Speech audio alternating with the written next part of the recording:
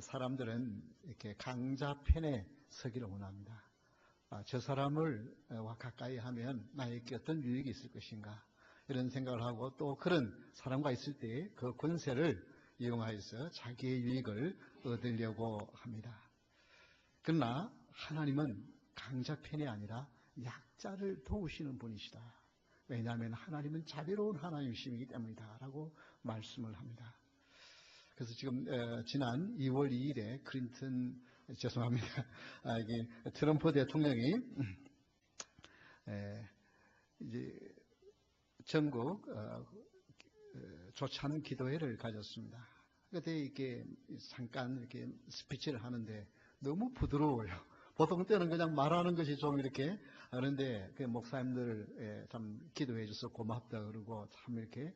그래서 사실 지난 몇 년 오랜 세월 동안은 어쩌면 기독교가 역차별을 당했는데, 이제 기독교가 또 다시 한번 이제 많은 알게 모르게 힘을 이렇게 얻는 그런 기회가 되어졌습니다. 그러나 오히려 사실은 이때에 조심을 해야만 합니다. 왜냐하면 힘을 가지고 있는 사람이 도와준다고 크기에 힘을 사용하면 나중에 그것 때문에 더 큰 어려움을 당할 수가 있습니다. 한국에 때는 김영삼 대통령이 대통령으로 됐을 때 하나님 좀 되지 않게 해달라고 사실은 저는 기도를 했었습니다. 왜냐하면 장로님이 대통령이 되어서 잘못하면 기독교가 오히려 더 많은 손해를 봅니다. 알게 모르게 그 대통령에게 뭔가를 요청을 하고 하다 보면 오히려 끝나고 나면 그게 뭐 평생 하는 것도 아니고 수십 년 수백 년 하는 것도 아니기 때문에 기독교에 많은 오히려 손해가 올 수 있다고 이렇게 했는데, 그런 어려움들. 그래서 지금 기독교가 많은 어려움을 겪고 있습니다. 여러분, 우리는 사람이 가진 힘과 권력과 능력을 의지하고 사는 자가 아니고 오직 예수님의 은혜와 능력만 믿고 사는 자인 줄 믿으시기 바랍니다. 그거 외에 무엇을 의지했다가는 오히려 더 역풍을 받을 수가 있습니다. 약자를 돌보시는 하나님, 이방 나그네를 압제하지 말며라고 하십니다. 이것은 21절에 보면 너는 이방 나그네를 압제하지 말며 그들을 학대하지 말라. 너희도 애굽 땅에서 나그네였음이니라. 여러분, 우리 하나님은 외로운 자를 돌보시는 하나님인 줄 믿으시기 바랍니다. 다 같이 한번 따라합시다. 외로운 자를 돌보시는 하나님.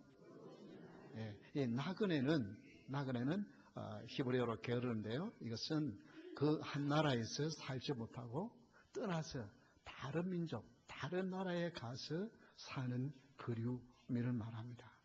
요즘으로 표현하면 그 나라의 영주권을 가지고 사는 사람이 할까요? 어쨌든 자기 나라가 아닌 나라에 가서 그냥 단순히 나그네로 지나가는 여행객이 아니라 그 자기의 나라를 떠나서 다른 곳에서 생활을 하는 사람들을 말합니다. 이런 사람들은 아무도 자기를 도와줄 자가 없는, 가까이 하는 친척이나 친구가 없는 그런 곳에서 사는 외로운 자들입니다. 사실 기독교는 외로운 종교인 것입니다. 왜냐하면 세상에서 우리는 세상과 짝하게 사는 것이 아니고 우리의 소속은 하늘나라이고 우리는 이 땅의 나그네로 살아갑니다. 그래서 믿음의 조상 아브라함을 하나님은 그곳에서, 그가 살고 있는 갈대우르 그곳에서 하나님의 나라를 건설해 가도록 한 것이 아니고 그를 불러서 나라를 떠나고 본토와 친척과 아비의 집을 떠나서 그곳에 가서 살도록 하셨습니다. 그래서 창세기 23장 4절에 보면 나는 당신들 중에 나그네요 거류하는 자이니 당신들 중에서 내게 매장할 소유지를 주어 내가 나의 죽은 자를 내 앞에서 내어다가 장사하게 하시오. 이건 지금 자기 부인이 죽었는데 자기네 부인 그 죽은 시신을 장사할 그 매장지 한 곳도 없었습니다. 그래서 그 동네 사람들을 불러 모아놓고 나에게 좀 땅을 주시오. 그래야 내 아내 시신을 장사할 수 있겠습니다. 왜 이렇게 했느냐? 돈이 없어서가 아니었었어요. 외국인에게는 땅을 팔지를 않은 거예요. 이것을 히브리서 11장에서는 뭐라고 말씀하냐면 그가 더 좋은 본향 하나님의 나라를 생각하며 사는 자였기 때문에 이 땅에서 땅은 제대로 가지지 않고 그냥 오늘 이곳에 내일은 저곳에 살도록 하셨다는 거예요. 오늘 우리 성도는 우리가 이 땅에 영원히 살 자가 아니요 우리는 나그네로 살다가 영원한 세계에 가야 할 곳이 있는 본향에 바라보면서 사는 자가 성도인 줄 믿으시기 바랍니다. 그런데 이런 나그네를 우리 하나님은 예수 그리스도를 보내셨어요. 예수님이 모퉁이 돌이 되어서 그 모퉁이 돌과 함께 하나님의 전이 되도록 인종과 민족과 언어에 아무 상관없이 예수님 안에서 한 건물로 지어져 가는 것에 대한 기적을 베풀게 하셨습니다. 그것은 이 땅에 살지만은 우리는 이 땅에서 서로 다른 민족이 아니라 예수님 안에서 하나요. 영원한 세계를 바라보면서 사는 자인 것을 알도록 나그네의 길이지만 외롭지 아니하도록 우리를 그렇게 삼아 주셨습니다. 그것을 에베소서 2장 19절에 이렇게 말씀하고 있습니다. 우리 한번 다 같이 읽어보겠습니다. 그러므로 이제부터 너희는 도 아니요 나그네도 아니요 오직 성도들과 동일한 시민이요 하나님의 권속이라. 그렇습니다. 우리는 더 이상 나그네도 외인도 아니요 예수님 안에서는 한 건물로 지어져가는 성도인 것입니다. 그래서 우리는 언어가 다르고 민족이 다르고 서로 다른 모든 사람이 할지라도 예수님 안에서는 한 건물로 지어져가는 귀중한 존재이기 때문에 그래서 하나님은 너희들이 지금 너희들이 언어가 다르고 민족이 다르다고 그들을 괴롭히지 마라. 그들을 천대하지 마라. 왜냐하면 나는 그런 자를 돌보는 자비로운 하나님이라는 것입니다. 그래서 외로운 자를 돌보시는 보호할 자가 없는 자를 우리 하나님이 보호자가 되어주셔서 그들을 지켜주시는 것입니다. 지난주 시애틀에서 샌프란시스코로 가는 알래스카 에어라인에서 있었던 일입니다. 플라이트 어텐던트 승무원이 이렇게 보니까 아주 잘 차려입은 중년 남자가 10대 소녀를 데리고 같은 이제 그 롤에 앉아서 가는데 그 소녀는 여자아이는 머리도 제대로 감지도 않고 그리고 사람 얼굴을 제대로 맞추지도 못하고 이렇게 뭔가 좀 이상해. 그래서 그 남자와 이야기를 하려고 그러니까 아주 이 중년 남자가 그 승무원에게 아주 기분 안 좋게 대하면서 대화하는 걸 자꾸만 싫어해요. 그래서 이 승무원이 화장실에 가서 그 글을 쓴 만약 내가 도움이 필요하면 알려달라. 그렇게 해놓고 승무원이 와가지고 그 여자아이에게 여러 가지 이야기를 하면서 화장실에 가도록 유도를 합니다. 그 아이가 화장실에 갔다가 나오는데 그게 help라고 써놨어요. 그래서 기장에게 이야기를 했고 그래서 바로 비행기가 도착하자마자 그 남자를 체포했는데 바로 인신매매자예요. 여러분 미국 안에서 1년에 이런 건이 약 6천 건 일어납니다. 미국 안에서. 만약에 그 승무원이 그 사람을 눈여겨보지 않았다고 한다면 그 소녀를 눈여겨보지 않았다고 한다면 팔려가는 거예요. 팔려가. 그러나 그가 조금 관심을 가지고 보니까 한 소녀의 인생을 귀중한 큰 재능이 되잖아요.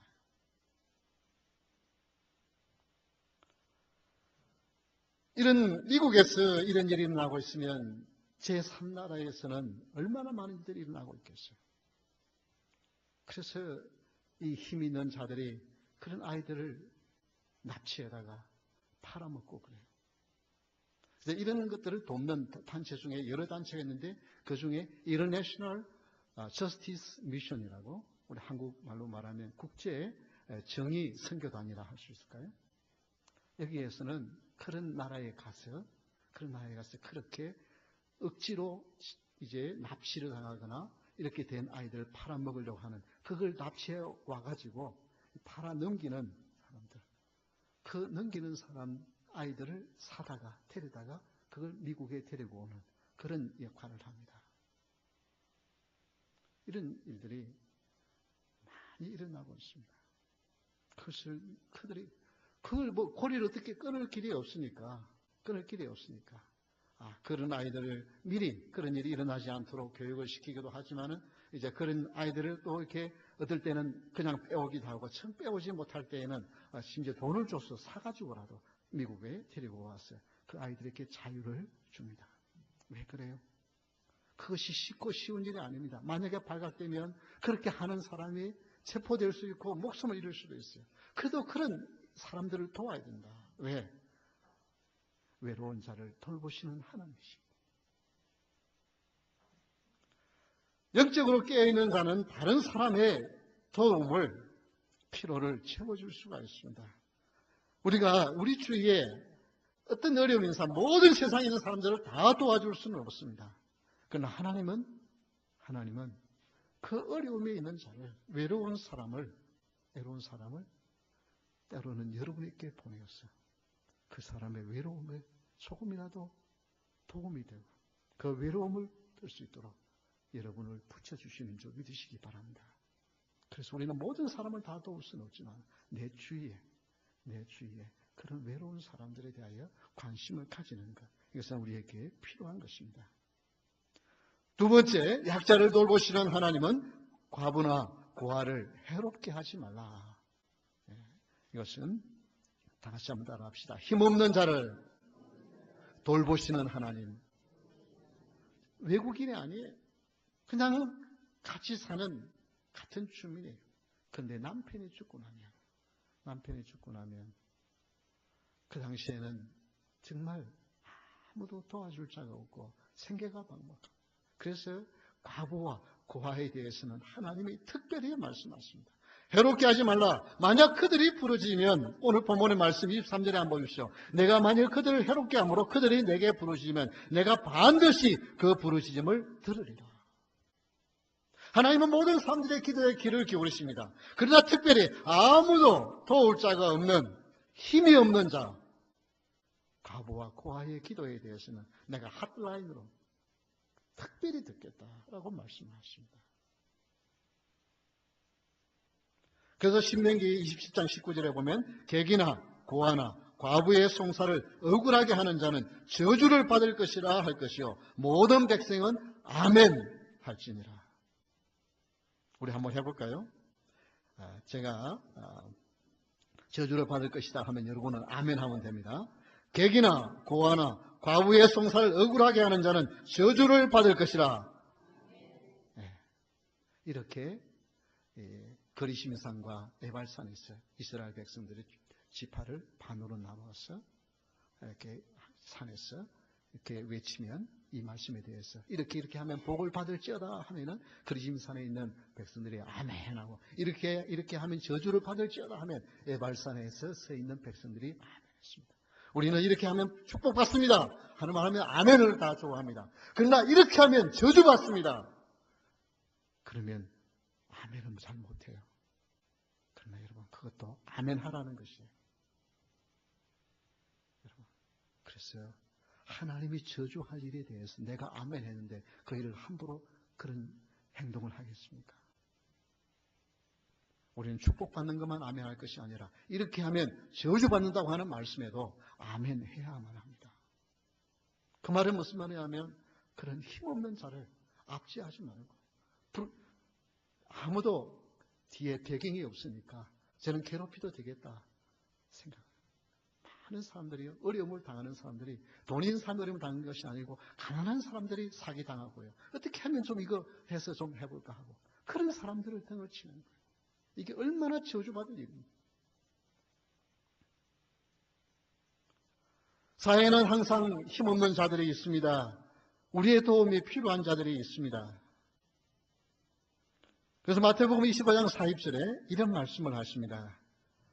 임금이 대답하여 이르되 내가 진실로 너희에게 이르노니 너희가 여기 내 형제 중에 지극히 작은 자 하나에게 한 것이 곧 내게 한 것이니라 하시고, 마지막 심판을 하는데 주님이 너희들이 내가 배고플 때 먹여주었고, 내가 목마를 때 마실 것 주었고, 내가 추워서 뜰 때 내 옷을 입혀주었다 그러니까, 아니 주님, 난 주님께 그렇게 한 적이 없습니다. 오늘 그렇게 한 적이 없는데. 그러니까 뭐라 그래? 너희 가운데 지극히 작은 자 하나에게 한 그것이 바로 나에게 한 것이다.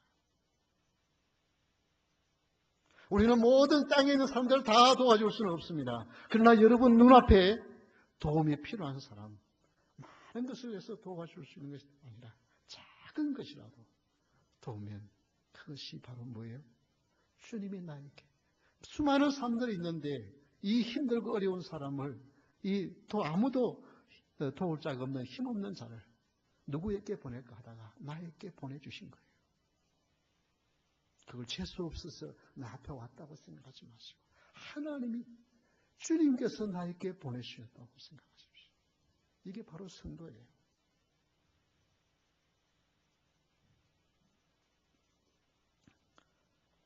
그래서 우리는 연말이 되었으면 동전 모으기를 합니다. 사실 교회는 그렇게 많지 않은데 그런데도 되면은 그 큰 병에 가득 차요.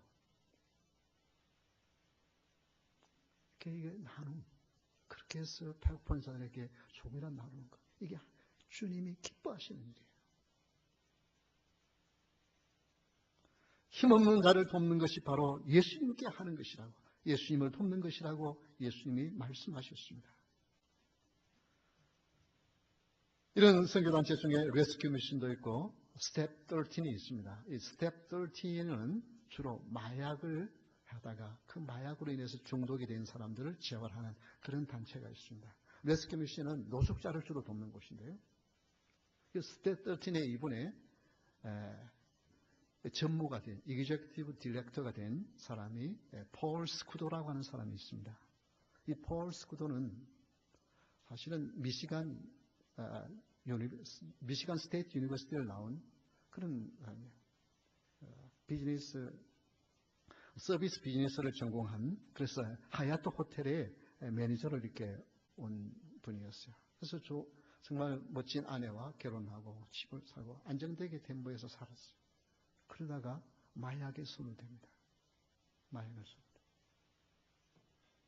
그렇게 하다가 몇 번 잡히니까 이제 감옥을 가야 되는데 또 감옥에 계속 가 있으면 그 생활이 안 되니까 주중에 5일 동안은 일을 하고 주말에 이틀 동안은 이제 감옥에 가서 그렇게 계속 하는 이유가 뭐냐면 마약을 끊으라고. 그래서 검사를 하는데 검사를 해도 그게 계속 마약을 끊지는 못하니까 결국은 6개월 그냥 감옥에 가두어 버립니다. 그리고 나오니까 어떻게 해요?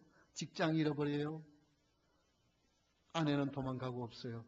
집은 그러니까 뭐예요? 하루아침에 노숙자가 되어집니다.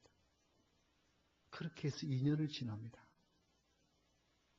그런데 대학 다닐 때 가까웠던 친구 2명이 그를 찾아와요. 어디인지도 몰라요. 노숙자니까 어디인지도 모르는데 그러나 그를 찾아내서 바로 이게 스텝 13이라고 하는 이 마약 재활을 거기다가 집어넣습니다. 그리고 그 친구가 거기에서 변화되었어요. 그래서 그가 그곳에서 발런티어로 일을 하다가 인정받아서 이분의 이그제큐티브 디렉터가 되어지는 거예요. 여러분, 만약에 그를 아무도 돌보지 않았다고 한다면, 대학 다닐 때의 친구가 비행기를 타고 이곳에 와서, 그리고 노숙자니까 어딘지도 모르는데 길거리를 헤매면서 그를 찾아내서 그를 넣어주지 않았다고 한다면 그는 인생이 끝나는 거예요. 그러나 그런 친구가 있었기에, 그런 돌보는 자가 있었기에 그는 다시 새 출발하고 자기처럼 그렇게 마약에 멍든 인생을 회복할 수 있는 기회를 도와주는 그런 유능한 사람으로 세워지게 되는 것입니다. 여러분, 내 주위에 이런 사람을 만나게 한 것은 하나님께서 나에게 그런 조그마한 기복제라도 되도록 여러분을 붙여주신 거예요. 그걸 함부로 생각하지 마시고 그냥 넘겨버리지 마시고 내가 할 수 있는 한 그를 위하여 기도하고 그를 위하여 조금이라도 도울 수 있으면 그것은 바로 주님께 하는 것인 줄 믿으시기 바랍니다. 주의 힘없는 자를 돕는 것은 바로 예수님께 하는 것입니다. 세 번째, 약자를 돌보시는 하나님은 그가 내게 부르짖으면 내가 들으리니라고 했습니다.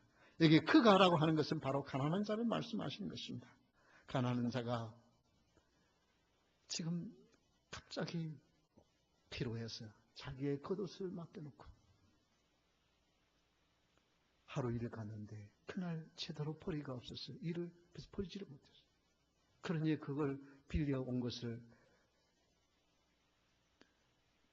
갖다 주고 자기 겉옷을 찾아와야 밤에 이불처럼 덮고 자는데 덮을 것이 없어요. 알몸으로 자면서 추워서 떠면서 하나님 내 인생이 이렇습니까? 하나님 나를 불쌍히 해달라고 기도하면 하나님이 그 기도를 들으시고 하나님이 축복해 주시고 그렇게 그 겉옷을 가지고 있는 자에게는 하나님이 저주를 내리시겠다고 말씀하십니다. 왜 그렇습니까? 나는 자비로운 하나님이기 때문에. 여러분 그랬어요. 가난한 자를 돌보시는 하나님이십니다. 다 같이 한번 따라합시다. 가난한 자를 돌보시는 하나님.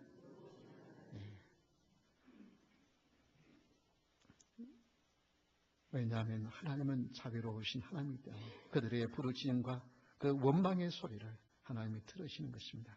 출애굽기 23장 11절에 보면 일곱째 해에는 갈지 말고 묵혀두었어 내 백성의 가난한 자들이 먹게 하라. 그 남은 것은 들짐승이 먹으리라. 내 포도원과 감람원도 그리할지니라. 농사를 짓는데요. 일곱째 되는 해에는 농사를 짓지 말래요. 아니 매년 농사를 열심히 지어도 먹고 살기가 바쁜 것이 그게 삶이잖아요. 농부의 삶이잖아요. 그런데 일곱째 해는 농사를 제대로 짓죠. 그러나 그 농사를 안 짓는다 해도 어떻게 해요? 그 전에 지었던 그런 씨앗들이 떨어져서 어느 정도 농사가 되고요. 포도와 감람나무를 1년 동안 손을 안 본다 할지라도 그래도 그게 안 맺히는 게 아니잖아요. 그러나 내가 투자하지 않은 것, 내가 노력하지 않은 것은 내 것이 아니라고 하더라고요. 그래서 그건 누가 가져요? 나그네. 가질 것이 없는 나그네나 가난한 사람들이 그것을 먹게 돼요. 그것도 먹고 좀 남으면 뭐가 돼요? 예, 그 다음에 이게 들짐승이 먹도록 하는 거예요. 제가 어렸을 때 저희 시골에서 살면서 감을 긴 장대를 가지고 감을 이렇게 따는데 꼭 저희 아버님이 몇 개는 따지 말라고 그래요. 그러면서 그걸 까마귀 밥이라 그래요. 까마귀 밥.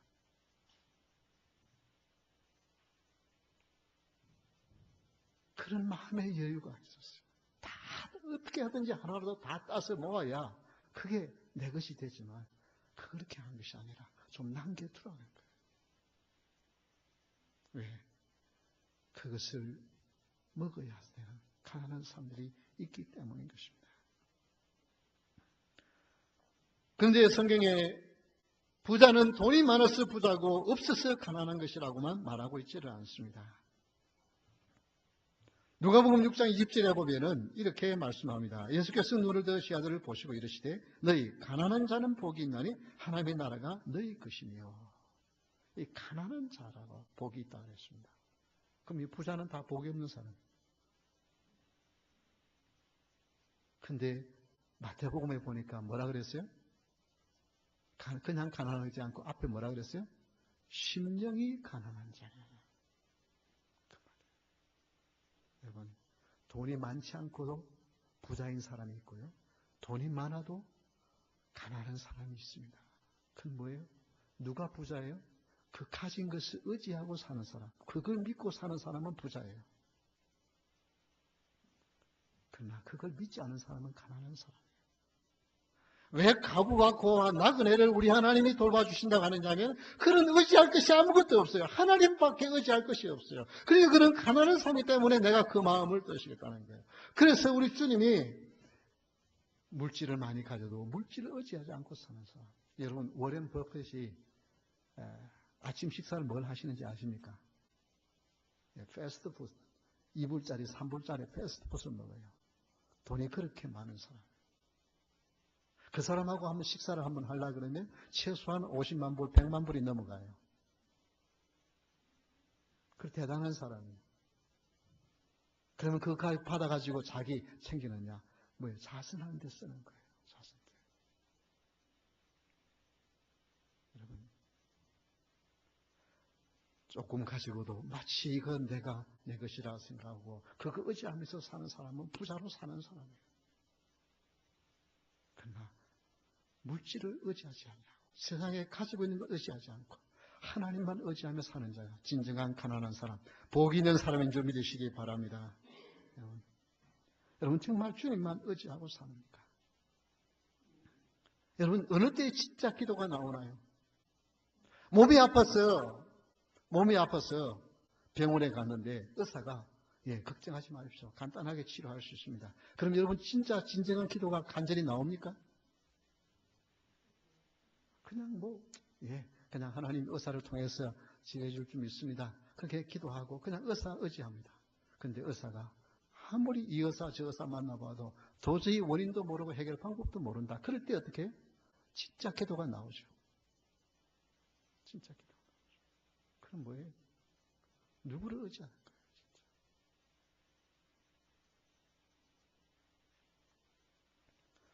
그래서 어느 분은 그런 이야기를 하더라고요. 나는 200원짜리 믿음이라. 200원짜리 믿음이 뭐냐 하면 저녁 때 이렇게 배가 좀 아프고 소화가 잘 안 되는데 가스맹수를 먹으면 속 내려가 소화가 잘 돼. 그런데 가스맹수만 사 먹으면 되니까 괜찮은데 어느 때 진짜 기도가 나오냐면 옛날에는 이 커퓨가 뭐죠? 12시가 되면 딱 통행금지가 있으니까 약국에 문을 닫으니까 약사로 못 가요. 그때부터 진짜 기도가 나오는 거예요. 배가 아프면. 그 전까지는 가스맹수만 먹으면 되는 거니까 기도가 안 나와.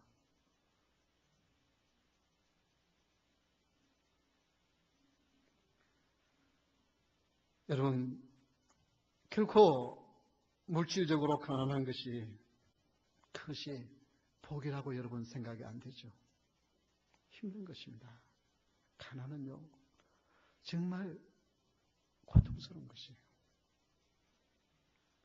박정희 대통령이 어느 한 재벌하고 차를 타고 같이 타고 가다가 시골에 초가집이 이렇게 참 아름다운 거 보고 참 목가적이네요. 참 아름다우네요. 그러니까 그때 박정희 대통령이 한 말이 무슨 말인지 아십니까? 거기서 한번 살아봤어? 겉으로 보기에는 목가적인 아름다운 모습이지만은 그 초가집에서 불도 없는 그곳에서 전기불도 없는 그곳에서 내가 한번 살아봤느냐? 가난은 결코 자랑할 것도 아니고 가난은 결코 좋은 것도 아닙니다. 고통스러운 거예요. 그래서 우리 부모들이 어떻게 해요? 이 가난을 이겨보려고 어떻게 하든지 나는 못 먹어도 자식들은 교육시키려고. 그래서 지금도 한국에 어떻게 해요? 강남 다른 데는 교실이 초등학교 교실이 텅텅 비어요. 그럼에도 강남에는 교실이 콩나무 교실이에요. 왜? 그곳에 아이를 보내야 거기서 교육을 잘 받을 수 있고 잘 교육을 받아야 좋은 대학 갈 수 있고 좋은 대학 나와야 좋은 직장 얻을 수 있고 그래야 가난을 이기고 그래도 어느 정도 여유 있게 살아갈 수 있으니까 어떻게 하시든지 그렇게 하려고 하는 것이 부모의 마음이에요. 그런데 사실은 그렇게 하는 사람이 몇 %나 돼요. 대부분이 두 부부가 일을 해야 하기 때문에 밤늦게까지 아이들이 뭘 하고 있는지도 모르고 이래요. 한 분은 그런 이야기를 하더라고요. 한 분은 자기가 아는 한 분은 밤에 전기불을 안 끄고 자요. 왜? 어렸을 때 부모가 일하러 가고 자기는 늦게까지 놀다가 집에 들어가면 전기불도 없는 곳에 캄캄한 곳에 두렵고 무서웠어. 그렇게 있다가 잠이 들었기 때문에 밤에 불 끄는 것이 싫은 거예요. 캄캄한 게. 여러분, 그렇게 고생한 그 고생이 이겨보려고 하는데 그런 형편이 못 됐을 때 어떡합니까?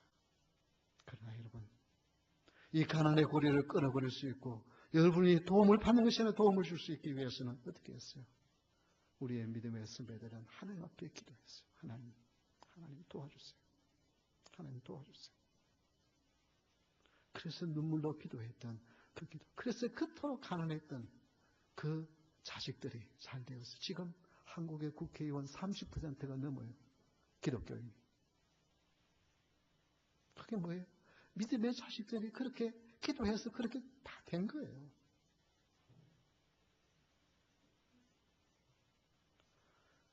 지금 우리가 이 가난의 고리를 끌어버리고 하나님의 축복을 누리기 위해서 하나님께서 하는 것은 우리는 어떤 강자의 무엇을 한 것이 아니라 하나님을 의지하면서 사는데 어떻게 하면은 우리가 하나님의 그 큰 축복을 받을 수 있느냐? 그것은 하나님이 나에게 주신 시간과 물질과 그걸 가지고 조금이라도 나눌 때에 하나님이 복을 주신다는 거예요. 그러지 않으면 심지어 어떻게 하겠다고요? 만약에 가부나 고아를 해롭게 하면 어떻게 한다고요? 24절에 보니까 내가 나의 노가 맹렬함으로 내가 칼로 너희를 죽이리니 너희의 아내는 과부가 되고 너희 자녀는 고아가 되리라. 그 말은 무슨 말이에요? 그렇게 하는 사람은 하나님이 죽여버리겠다. 이렇게 하나님이 진노하시는 거예요.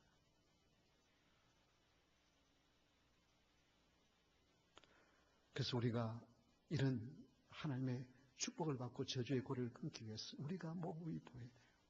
우리의 삶에서.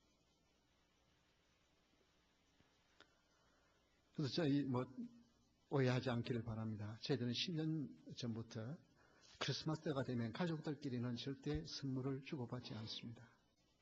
그걸 다 내라 그래요. 내가지고 가장 필요한 사람에게나 선교단체에 보냅니다. 그래서 저희들은 선물, 크리스마스 때 되면 무슨 선물 살까 걱정할 이유가 없어요. 전에 한번 저희 교회에 참 어려움을 당하는 분이 있었어요. 그래서 그걸 다 모아봐야 몇 불, 그거 해봐야 한 주 생활비도 제대로 안 돼요. 그래도 그걸 그냥 도와줬어요. 근데 어떻게 알고? 지금도 타주에 가 있지만 지금도 명절이 되면 꼭 연락이 와요. 작은 것이지만 그들에게 힘이 되었어요. 이렇게 생각해 주는 거 힘이 되었어요. 그렇게 하니까 아이들이 그래서 그런 선교 단체나 이런 일을 돕는 일을 기쁨으로 해요. 왜냐하면 부모로부터 보았기 때문에. 여러분 그렇게 하면 하나님이 여러분과 여러분의 자손들을 축복해 줄 줄 믿으시기 바랍니다. 우리 다 같이 일어서서 정말 약자를 돌보시는 하나님을 찬양하면서